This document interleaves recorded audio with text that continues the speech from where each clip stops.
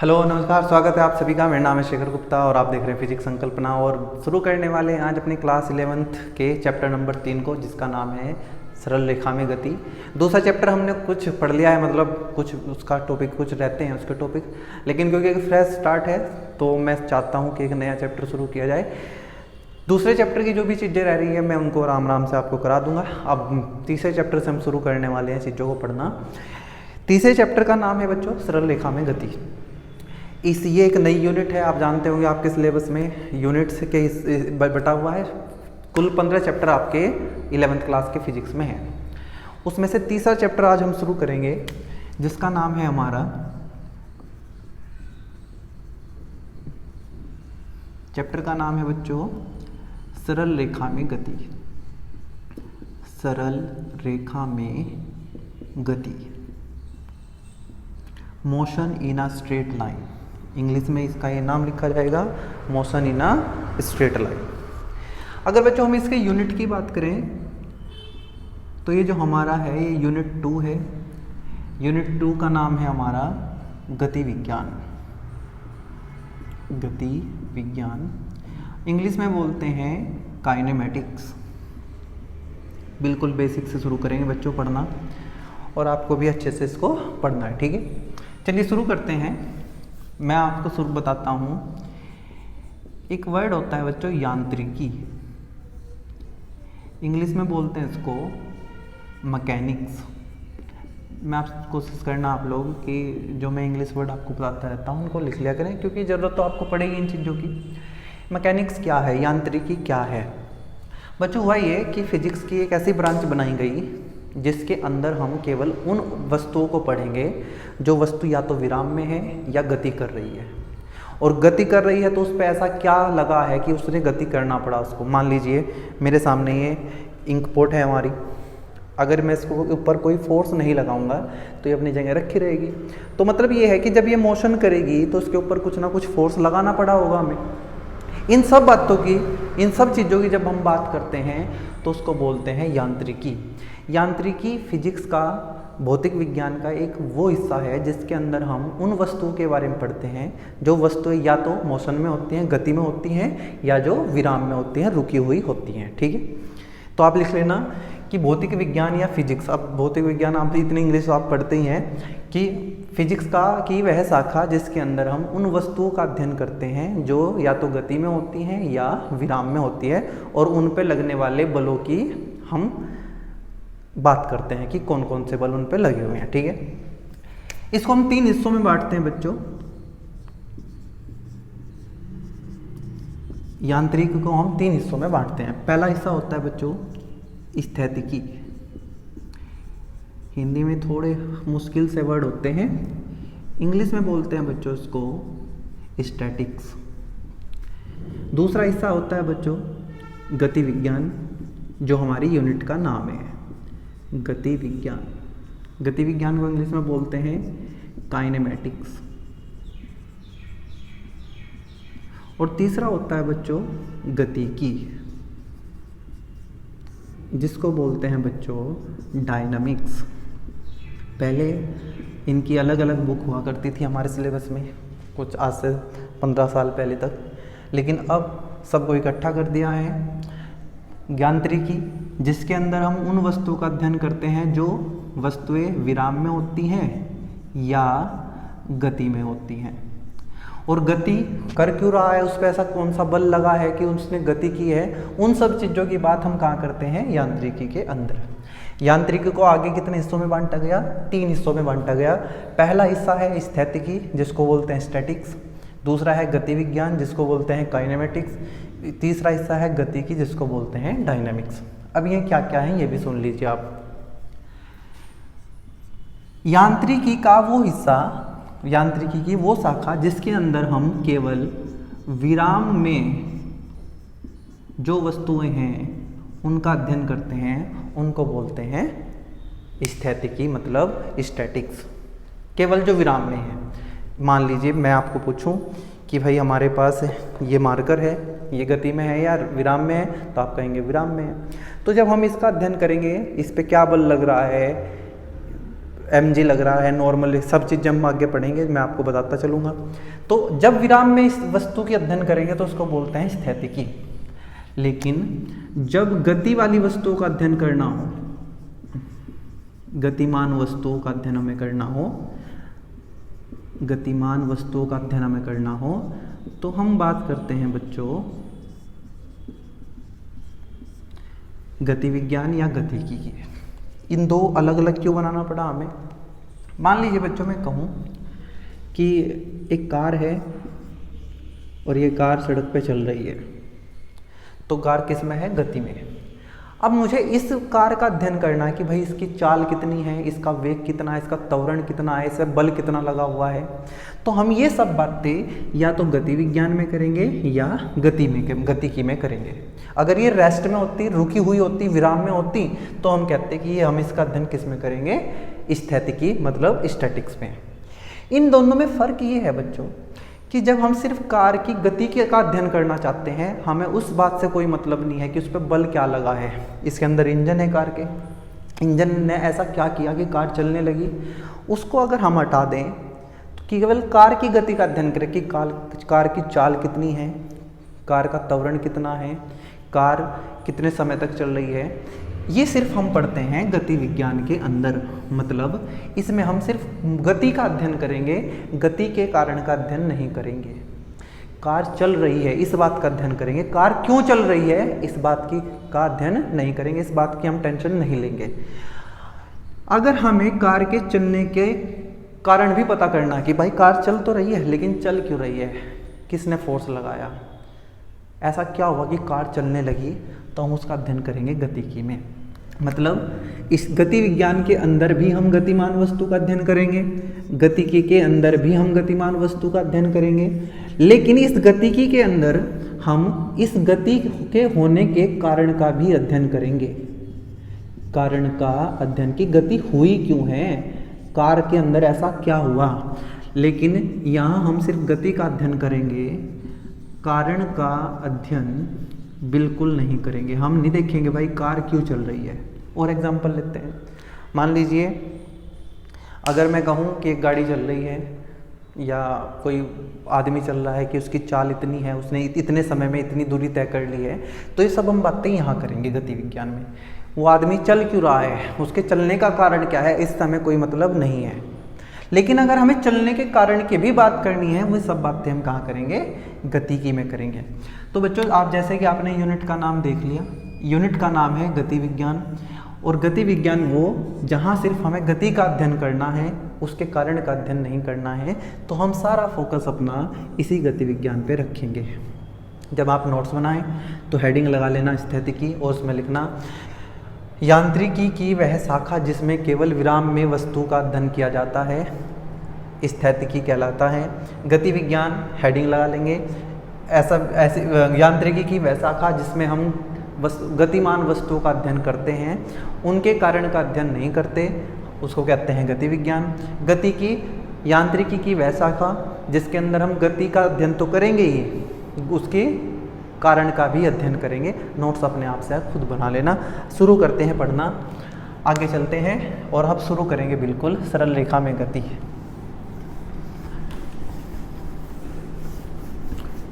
चलिए बात कर लेते हैं बच्चों कि सबसे पहले ये विराम है क्या या ये गति है क्या। भाई दो चीज़ हम बात कर रहे हैं, विराम और गति, ये है क्या। आगे तो तभी पढ़ पाएंगे ना कि जब हमें पता हो कि गति क्या है, विराम क्या है। बच्चों जैसे ये बोर्ड आपके सामने है, आप क्या बोलोगे कि ये गति में है या विराम में है। आपके घर में एक मेज रखी हुई है, वो विराम में है या गति में है, क्या बोलोगे आप समझ जाओगे कि भाई ये जो बोर्ड लगा है ये किस में है, विराम में है। मैं आपके सामने चल रहा हूँ तो आप मुझे कहेंगे कि मैं गति में हूँ। अब मैं रुक गया हूँ तो आप कहेंगे कि विराम में है। आप बैठे पढ़ रहे हैं तो आप किस में है, विराम में। तो विराम क्या होता है कि जब कोई वस्तु समय के साथ अपनी स्थिति परिवर्तित ना करे, जहाँ है वहीं के वहीं रहे। मान लीजिए एक वस्तु ये है और ये यहाँ रखी हुई है, ये 1 घंटे बाद भी यही है, 2 घंटे बाद भी यही है, तो इसका मतलब इसने अपनी स्थिति में परिवर्तन नहीं किया है, तो हम कहेंगे कि ये किस में है, विराम में है। अगर कोई वस्तु, नोट्स लिख लेना अपने आप, यदि कोई वस्तु समय के साथ अपनी स्थिति में परिवर्तन नहीं करती है तो वह वस्तु विराम में कहलाती है। जैसे ये बोर्ड हो गया, आपके घर की दीवार, आपके घर के जो आपके घर में ऐसा सामान जो वहीं के वहीं रखा हुआ, सब किस में है? विराम में। लेकिन अगर कोई वस्तु समय के साथ लगातार अपनी स्थिति को परिवर्तित करती रहे, जैसे कोई चलती हुई ट्रेन लगातार चल रही है, उसकी स्थिति बदल रही है, तो हम कहेंगे कि ट्रेन किस में है? रेलगाड़ी किस में है? गति में। मैं आपके सामने चल रहा हूँ अभी, तो मैं किस में हूँ? गति में हूँ। पंखा चलता हुआ लगातार किस में है? गति में है।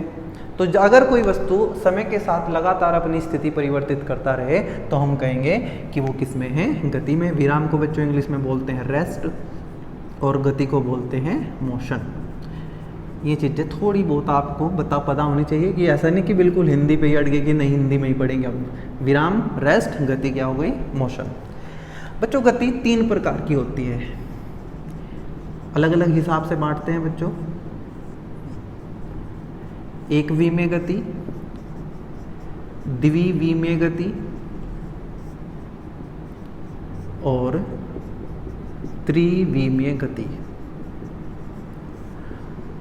अगर इंग्लिश की बात की जाए तो इसको बोलते हैं बच्चों one dimensional motion, one dimensional motion. इसको बोलते हैं 2 डायमेंशनल मोशन और इसको बोलते हैं 3 डायमेंशनल मोशन। होती क्या है पहले बात कर लेते हैं कि 1 डायमेंशनल मोशन क्या है, 2 डायमेंशनल मोशन क्या है, 3 डायमेंशनल मोशन क्या है, मतलब एकविमीय गति क्या है, द्विविमीय गति क्या है, त्रिविमीय गति क्या है, इनकी बात हम कर लेते हैं। बच्चों आप सबने पढ़ा होगा कभी कि किसी भी बिंदु को हम ऐसे लिखते हैं x, y। आपने पढ़ा है ना ये कि ये x एक्सिस होता है, ये y एक्सिस होता है, यहाँ कोई पॉइंट है तो हम उसको लिख देते हैं कि 3,2। इसका मतलब होता है कि ये बिंदु x में 3 चलने पे आएगा और y में 2 चलने पाएगा।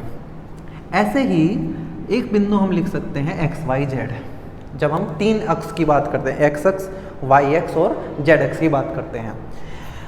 अगर बच्चों कोई वस्तु इस तरीके से गति करे कि उनमें से, इन तीनों में से कोई एक ही परिवर्तित हो रहा है, या तो x बदल जाए, y बदल जाए, z, लेकिन कोई एक ही बदले, 2 ना बदले ना तीनों बदले।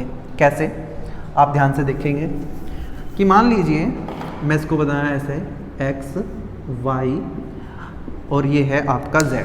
ये ऐसे यहाँ नहीं बना सकता मैं हवा में, तो हम इसको ऐसे बना देते हैं, लेकिन सच में ये z एक्सिस ऐसे होता है बच्चों, ऐसे x, y और z। आप सब जानते हैं तीनों एक दूसरे के लंबवत होते हैं, x भी, y भी और z तीनों एक दूसरे के लंबवत। मान लीजिए अगर कोई वस्तु केवल ऐसे चले, ऐसे ऐसे, तो इसका मतलब वो किस एक्सिस पे चल रही है? x अक्ष पर। मतलब उसका यहाँ x कितना है? 0, यहाँ x कितना है? 1, यहाँ कितना है? 2, ये 3। अगर वो ऐसे चलेगा तो उसका कौन सा निर्देशांक बदल जाएगा? आप जानते हैं इनको निर्देशांक बोलते हैं x, y, z। तो हमने कहा कि भाई सिर्फ इसका x बदल रहा है, या कोई वस्तु ऐसे चले तो उसका केवल क्या बदलेगा? y। पहले वो 0 पे था, फिर 1 पे, फिर 2 पे और फिर 3 पे। या ऐसे चले तो उसका z बदलेगा। लेकिन हमने ये देखा कि इन तीनों ही तरीके से केवल या तो x बदल रहा है, या y या z। ऐसी गति को बोलते हैं एकविमीय गति। आप लिख लेना, अगर कोई वस्तु इस प्रकार गति करे कि x, y, z में से केवल एक ही निर्देशांक परिवर्तित हो, एक ही निर्देशांक बदले, या तो x या y या z, तो हम कहेंगे कि ऐसी गति एकविमीय गति कहलाती है।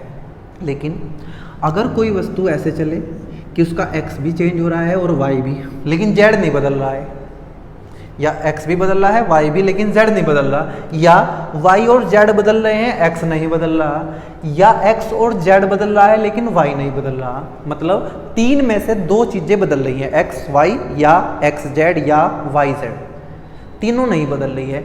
ऐसी गति को बोलते हैं बच्चों द्विविमीय गति। ठीक है। एकविमीय गति का उदाहरण क्या हो सकता है? जैसे कोई ट्रेन सीधे रास्ते पे चल रही है, ठीक है। द्विविमीय गति का हो सकता है जैसे इस बोर्ड पे मैं लिख रहा हूँ, मैं इधर भी चल रहा हूँ, इधर भी चल रहा हूँ, तो हम कहेंगे कि ये द्विविमीय गति है। त्रिविमीय गति में बच्चों ये तीनों ही परिवर्तित होते हैं, x भी चेंज हो जाएगा, y भी चेंज हो जाएगा और z भी चेंज हो जाएगा। जैसे एक पतंग उड़ाते हुए पतंग ऊपर भी चली जाती है, इधर भी चली जाती है, आगे भी चली जाती है, तो हम कहेंगे कि ये त्रिविमीय गति है। या कोई कीट पतंगा, या जैसे कोई तितली उड़ रही है तो उसकी गति कैसी हो सकती है? त्रिवी में गति या 3 डायमेंशनल मोशन।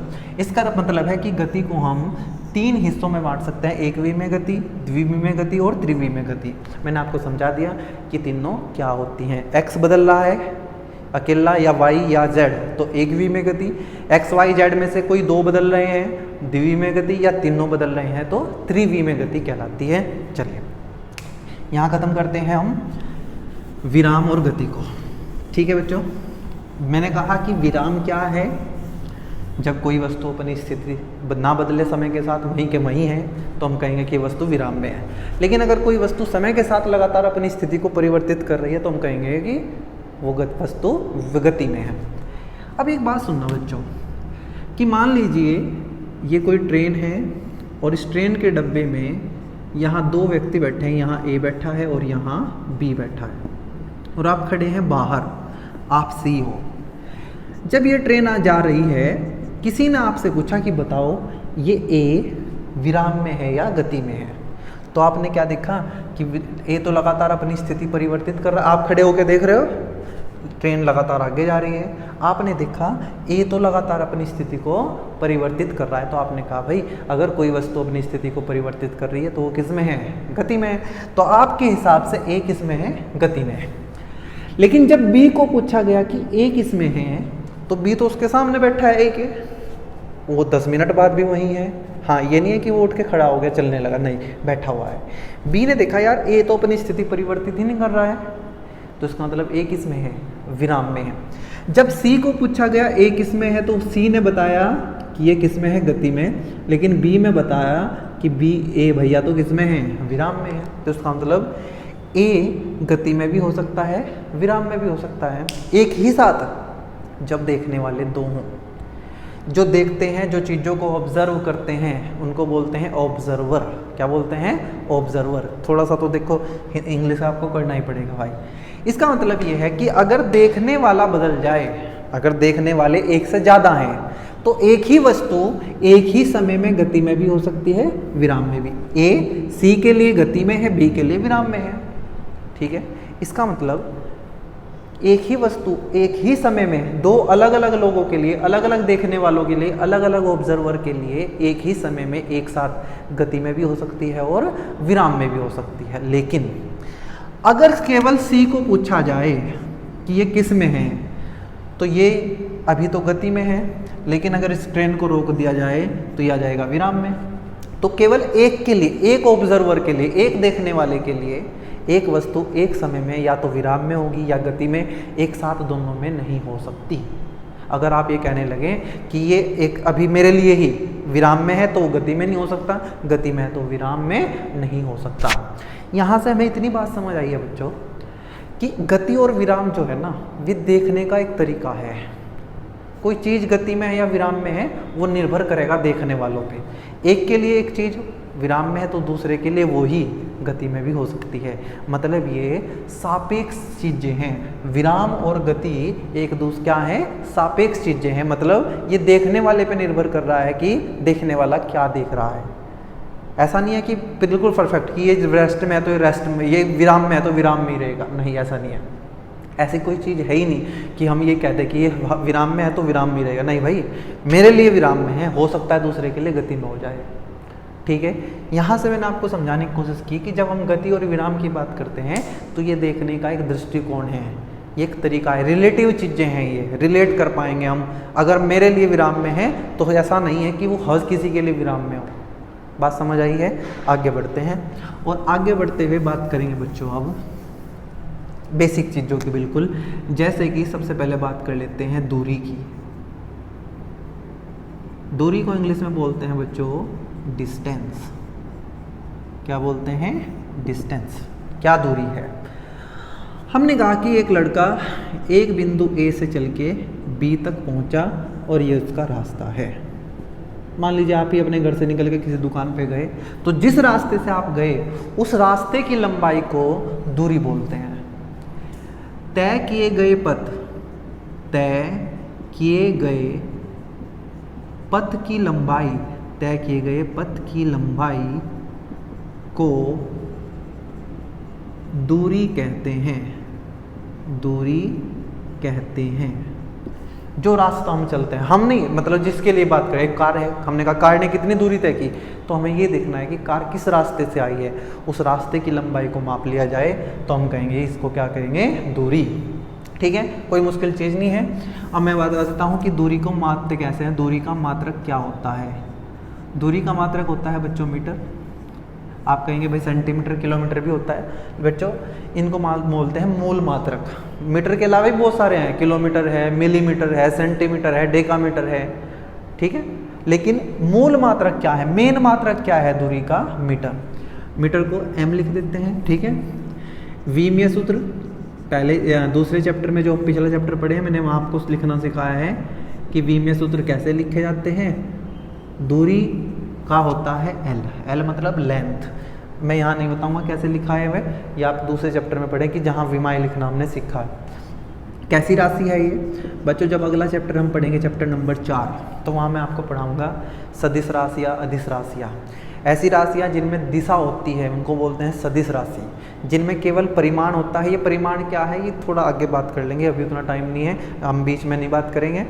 या चलो अगर मैं कहूँ कि आपने 2 किलोग्राम चीनी खरीदी, आप दुकान पे गए चीनी खरीदने, आपने कहा 2 किलोग्राम, तो ये जो 2 होता है बच्चों, ये नंबर, ये संख्या, इसको परिमाण बोलते हैं। क्या बोलते हैं?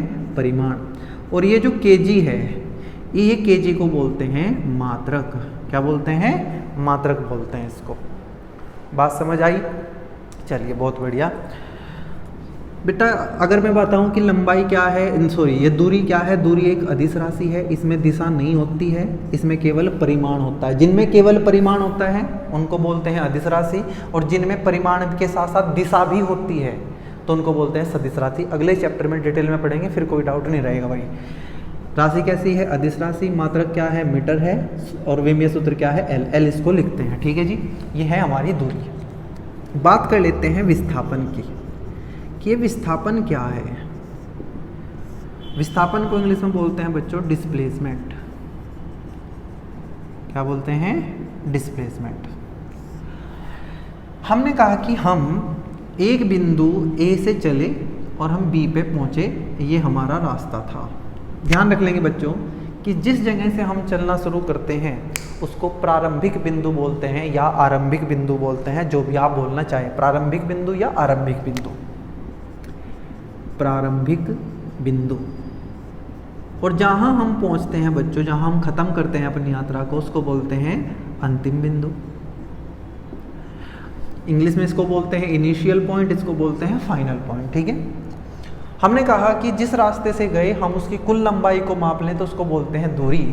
लेकिन अगर बच्चों मैं इन दोनों के बीच की सबसे कम दूरी देखूं, सबसे कम दूरी कब होगी? जब बिल्कुल एक सीधा रास्ता होगा, बिल्कुल सीधा रास्ता, तभी तो सबसे कम दूरी। अगर हम मुड़ मुड़ के चलेंगे तो रास्ता लंबा होगा।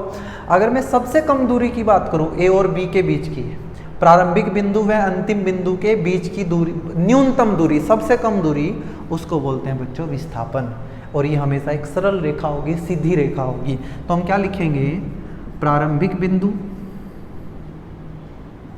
प्रारंभिक बिंदु व अंतिम बिंदु के, अंतिम बिंदु के बीच की न्यूनतम दूरी, न्यूनतम दूरी को विस्थापन कहते हैं, विस्थापन कहते हैं, ठीक है जी। क्योंकि ये भी दूरी ही है तो इसका भी मात्रक क्या होगा बच्चों? इसका मात्रक होगा मीटर, ठीक है। ये एक कैसी राशि है? इसका विमीय सूत्र भी क्या होगा? ये आपको आदत डाल लेनी चाहिए चीज़ें लिखने की। मात्रक, विमीय सूत्र, विमीय सूत्र क्या होगा इसका? एल, इसका भी एल, इसका भी। फर्क यहाँ है कि दूरी जो होती है वो एक अदिश राशि है, जबकि ये एक सदिश राशि है। मतलब इसके पास दिशा होगी, हमें इसकी दिशा बतानी पड़ेगी बच्चों। बिना दिशा बताए इसका काम नहीं चलेगा, ठीक है। उम्मीद है ये आपको समझ आ गया है।